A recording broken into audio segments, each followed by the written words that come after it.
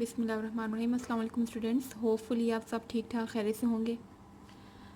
So today will study about the topic that is working together. It's on page number 36 of your text books.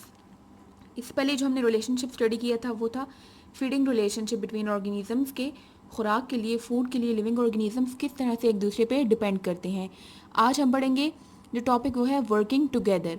Working together means के living things live together. Living thing जानदार चीज़ें जो है वो एक साथ रहते हैं। अब living things live together and benefit each other, तो इस किस्म का रिलेशनशिप जिसमें लिविंग ऑर्गेनिजम्स एक दूसरे के साथ रहते हैं और दोनों ही एक दूसरे को फ़ायदा पहुंचाते हैं, उस रिलेशनशिप को हम कहते हैं म्यूचुअलिज्म। तो what is mutualism? Mutualism is a relationship between living organisms in which both benefit each other. वो रिलेशनशिप लिविंग ऑर्गेनिजम्स का जिसमें दोनों ऑर्गेनिजम्स एक दूसरे को फ़ायदा पहुंचाते हैं। तो अब हम डिफरेंट एग्जांपल्स पढ़ेंगे जिसमें हमारे पास डिफरेंट लिविंग ऑर्गेनिजम्स के रिलेशनशिप हैं। उस रिलेशनशिप में ऑर्गेनिज्म से एक दूसरे को फ़ायदा पहुंचाते हैं। तो पहला जो हम रिलेशनशिप पढ़ेंगे वो है hertz of dear and zebra. Zebra और हिरन का झुंड। जेब्रा और हिरन झुंड की फॉर्म में रहते हैं, ग्रुप्स की फॉर्म में रहते हैं। इससे क्या फ़ायदा होता है दोनों को कि many eyes and ears, there are many eyes and ears. इस तरह से बहुत सी आंखें और कान अवेलेबल होंगे। इसका क्या मतलब है? इसका मतलब ये है कि अगर कोई डेंजर हो, कोई ख़तरा दरपेश हो तो उससे अलर्ट होने के लिए बहुत सारे ऑर्गेनिजम्स अवेलेबल होंगे। अगर जेब्रास में से भी कोई डेंजर का पता चल जाता है तो वो क्या करते हैं, बाकी ग्रुप मेंबर्स को अलर्ट कर देते हैं, होशियार कर देते हैं। और इस का एक और फ़ायदा ये है कि ग्रुप्स में जब रहते हैं लिविंग ऑर्गेनिजम्स तो उसमें ये ऑर्गेनिजम्स इन एनिमल्स की तादाद बहुत ज़्यादा होती है। तो इस तरह से जो प्रेडेटर होता है, जो शिकारी होता है, उसको शिकार करने में मुश्किल दरपेश होती है। सेकेंड रिलेशनशिप है प्राइड। प्राइड कहते हैं फैमिली ग्रुप ऑफ लाइन्स। शेरों का जो ग्रोह होता है इसको प्राइड कहते हैं। शेर ग्रोह की फॉर्म में रहते हैं, उनका फैमिली ग्रुप होता है और उस फैमिली में वो सब इकट्ठे रहते हैं। दे लिव टुगेदर, इकट्ठे रहते हैं, इकट्ठे काम करते हैं। They work together to catch prey, अपना शिकार इकट्ठा करते हैं।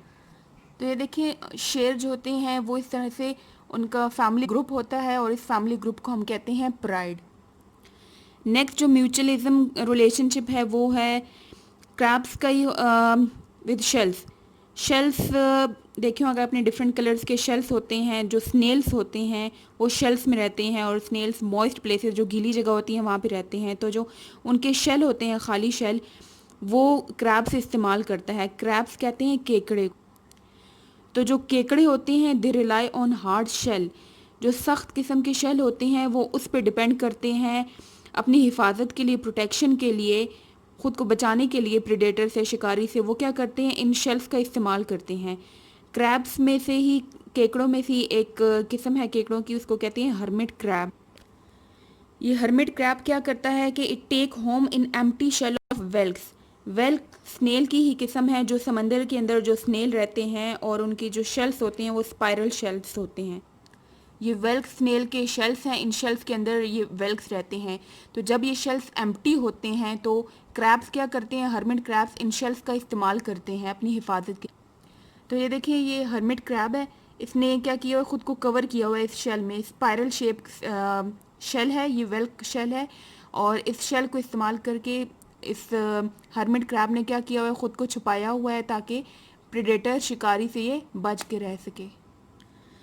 क्रैब्स का म्यूचुअलिस्टिक रिलेशनशिप सी एनेमोन के साथ भी है। सी एनेमोन समंदर में रहने वाला लिविंग ऑर्गेनिज्म है। ये सी एनेमोन है, इसकी ये डिफरेंट एग्जांपल्स हैं। सी एनेमोन जो है ये समंदर में रहते हैं। ये इनवर्टिब्रेट्स हैं। इनवर्टिब्रेट्स मीन्स वो लिविंग ऑर्गेनिज्म जिनकी रीढ़ की हड्डी नहीं होती। तो ये सारे ये सी एनेमोन्स की एग्जांपल्स हैं। इसमें से मैं आपको एक एग्जांपल दिखाती हूँ। तो ये सी एनेमोन है और इसमें जो ये ट्यूब लाइक स्ट्रक्चर आपको जो नज़र आ रहे हैं इसको टेंटिकल कहते हैं और ये स्टिंगी होती हैं। स्टिंगी मतलब ये चिपक जाते हैं किसी भी और ऑर्गेनिजम्स की बॉडी के साथ। तो क्रैब क्या करते हैं, इन सी एनेमोन को पिक करके अपने जो वेल्क शेल अपने ऊपर इन्होंने डाला होता है उस शेल के ऊपर सी एनेमोन को बिठा देते हैं और ख़ुद को कवर कर लेते हैं। इससे क्या होता है, अब दोनों को फ़ायदा कैसे पहुंच रहा है ये देखते हैं। क्रैब कैमोफ्लेज हो जाता है, मीन्स के भेस बदल देता है। इस तरह से क्या होता है कि जो प्रेडेटर होता है, जो शिकारी होता है, वो क्रैब को पहचान नहीं पाता, आइडेंटिफाई नहीं कर पाता, क्योंकि इसके ऊपर वेल्क शेल है और वेल्क शेल के ऊपर फिर सी एनेमोन भी है। इसके अलावा ये फ्राइटन करता है, डराता है एनिमीज़ को, दुश्मन को, by the sea anemone stinging tentacles. अभी हमने देखा कि सी एनेमोन जो होते हैं उसके टेंटिकल्स हैं स्टिंगी, जो चिपक जाते हैं। तो जब क्रैब के ऊपर वो सी एनेमोन होता है तो जो एनिमीज़ होते हैं वो पास नहीं आते, क्योंकि इसके स्टिंगी टेंटिकल होते हैं जिसके साथ वो जो शिकारी होता है वो चिपक सकता है, इसलिए वो दूर रहते हैं। अब सी एनेमोन को कैसे फ़ायदा पहुंच रहा है, क्योंकि हमने कहा कि म्यूचुअलिज्म वो रिलेशनशिप है जिसमें दोनों ही ऑर्गेनिज्म जो कि रिलेशनशिप में होते हैं, जो एक साथ रह रहे हैं, दोनों को फ़ायदा होता है। तो क्रैब का तो हमने देख लिया फ़ायदा। अब सी एनेमोन का फ़ायदा क्या होता है कि it feed on bits of food leave by crabs. Crabs जब खुराक लेता है, खाना खाता है, तो उसके जो खुराक के छोटे छोटे पीसेस रह जाते हैं, जो बिट्स रह जाते हैं, उस पे फिर ये सी एनेमोन फीड करता है, इससे इसको भी खुराक मिल जाती है। तो दोनों को फ़ायदा पहुंच रहा है। इसी तरह से एक और रिलेशनशिप है between birds and large animal. Birds की एक किस्म है, ऑक्सपैकर्स कहते हैं। ये क्या करते हैं, they cling to the skins of large mammals. जो बड़े मैमल्स होते हैं, जो एनिमल्स होते हैं, उनकी बॉडी के साथ ये चिपक जाते हैं, जैसे कि जेब्रास हो गए, एंटीलोप्स, बारहसिंगा, गेजल्स, ये हिरन की टाइप है, गज़ाल कहते हैं इनको। तो इसके अलावा जो बाकी जो बड़े मैमल्स होते हैं उनकी बॉडी के साथ ये बर्ड्स चिपक जाते हैं। ये देखें, ये ऑक्सीपैकर बर्ड्स आपको नज़र आ रहे होंगे, ये जेब्रा की बॉडी के साथ चिपके हुए हैं। इसी तरह से यहाँ पे देखें, ये बारहसिंगा है, इसकी बॉडी के साथ भी ये ऑक्सीपैकर बर्ड जो हैं, ऑक्सीपैकर बर्ड, ये चिपके हुए हैं, लिपटे हुए हैं इसकी बॉडी के साथ भी। अब फ़ायदा कैसे दोनों को पहुँचता है ये देखते हैं। ऑक्सीपैकर्स जो बर्ड्स हैं वो क्या करते हैं, they search for ticks and blood sucking invertebrates. जिन एनिमल, जो लार्ज एनिमल्स हैं, उनकी बॉडी, जिन बॉडी की बॉडी के साथ ये चिपके होते हैं, उनकी बॉडी से क्या करते हैं, टिक्स, और जो ब्लड सकिंग इनवर्टिब्रेट्स होते हैं, टिक्स मीन्स खटमल वगैरह या बाकी कोई ऐसे इनवर्टिब्रेट्स, ऐसे कीड़े जो कि खून चूसते हैं, उनकी बॉडी के साथ चिपके होते हैं, जैसे लाइस जो होती हैं, जुएँ होती हैं, वो उसको ये ऑक्सपैकर्स बर्ड जो है वो तलाश करता है और उस पर फीड करता है, उसको खाता है। तो इसे ऑक्सपैकर बर्ड को चिपकने से क्या फ़ायदा हो रहा है उन मैमल्स की बॉडी के साथ, कि ये वहाँ से अपनी खुराक पूरी कर रहा है अब जो इसको चाहिए। अब मैमल्स को क्या फ़ायदा पहुँच रहा है कि oxpecker remove pest from their body, कि ऑक्सपैकर जो है वो मदद कर रहा है उनकी बॉडी से उन पेस्ट को, उन कीड़ों को रिमूव करने में। इससे उनको फ़ायदा पहुँच रहा है उन टिक्स और इनवर्टिब्रेट्स को रिमूव करने में, जो कि उनकी बॉडी से ब्लड सक कर रहे होते हैं, खून चूस रहे होते हैं। तो ये ऑक्सपैकर बर्ड क्या करता है, उनकी बॉडी से उन पेस्ट को, उन कीड़ों को रिमूव कर देता है, हटा देता है। तो इससे दोनों को ही अब फ़ायदा पहुंच रहा है। जो ऑक्सपैकर और मैमल एक साथ रह रहे हैं तो दोनों एक दूसरे को फ़ायदा पहुंचा रहे हैं। नेक्स्ट एक म्यूचुअलिज्म रिलेशनशिप है, इस रिलेशनशिप को हम लाइकन कहते हैं। इस लाइकन्स में हमारे पास क्या होते हैं, ये रिलेशनशिप होता है amongst plant like organisms. Plant की तरह दिखने वाले ऑर्गेनिजम्स के बीच में ये रिलेशनशिप होता है, म्यूचुअलिज्म रिलेशनशिप, और इसको हम कहते हैं लाइकन। ये एक ख़ास किस्म का रिलेशनशिप है जो कि दो किस्म के ऑर्गेनिज्म के बीच में होता है और इसको हमने नाम दिया लाइकन्स का। अब इसमें होता क्या है लाइकन्स में, थ्रेड्स ऑफ फंगस या फंजाई, हमने पढ़ा था कि ये लिविंग ऑर्गेनिजम्स की ही टाइप होती हैं।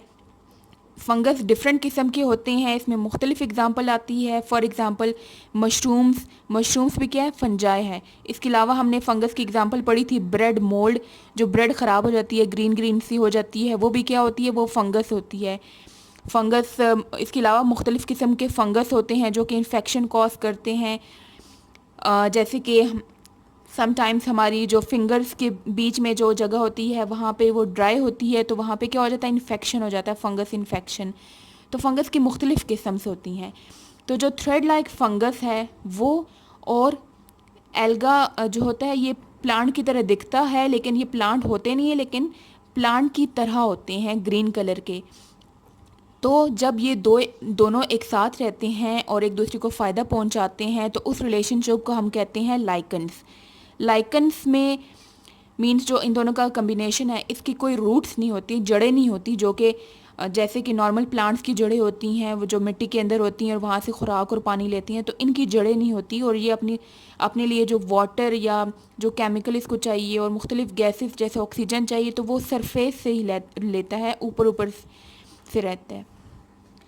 इसके अलावा लाइकन्स पाए कहाँ जाते हैं, ये ग्रो करते हैं ट्रीज़ के ऊपर, दरख्तों के ऊपर होते हैं, दीवारों के ऊपर भी हो सकते हैं, रॉक्स पत्थर के ऊपर भी होते हैं और मुख्तलिफ नॉर्मल सरफेसेस के ऊपर भी ये ग्रो करते हैं। इसके अलावा they grow best in waiter area, जो गीली जगह होती हैं वहाँ पे इसकी बेस्ट ग्रोथ होती है, इस तरह से इनकी पानी की ज़रूरत भी पूरी हो जाती है। आपकी बुक पे पिक्चर है लाइकन्स की, आपकी टेक्स्ट बुक के पेज नंबर 37 पे ये पिक्चर है, लाइकन की है ये। बिटवीन इसमें फंगल थ्रेड लाइक फंगस भी होती हैं और एल्गा भी शामिल होता है, तो ये लाइकन्स की एग्जांपल है। इस तरह से ग्रीन कलर के होते हैं ये। और ये देखें, ये लाइकन जो है ये ट्री के ऊपर इसकी ग्रोथ हुई है और इसमें भी एल्गा और थ्रेड लाइक फंगस दोनों शामिल हैं।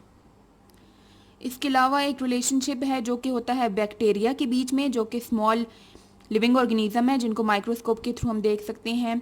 तो बैक्टीरिया और मैमल्स जो लार्ज एनिमल्स हैं उनके बीच में रिलेशनशिप। मैमल्स में भी कौन से, हर्बीवोर जो कि पौधे खाने वाले होते हैं, प्लांट ईटिंग होते हैं, उनके बीच में रिलेशनशिप। तो digestive system of herbivores mammals, herbivores mammals वो मैमल्स हैं जो कि प्लांट खाते हैं, जैसे कि कैटल, डियर, शीप, एंटीलोप्स, बारहसिंगा, हिरन, गायें, बकरियां वगैरह। तो ये सब क्या हैं, कैमल्स, ये सब हर्बीवरस मैमल्स हैं। बैक्टीरिया इनकी स्टमक में, इनके पेट या इनके मैदे में पाया जाता है और वो बैक्टीरिया क्या करता है कि it digest cellulose in grasses and plants. तो ये मैमल्स जो प्लांट या घास खाते हैं या जो बाकी प्लांट खाते हैं, उस घास के अंदर उस प्लांट में एक केमिकल होता है, इसको हम कहते हैं सेल्यूलोज।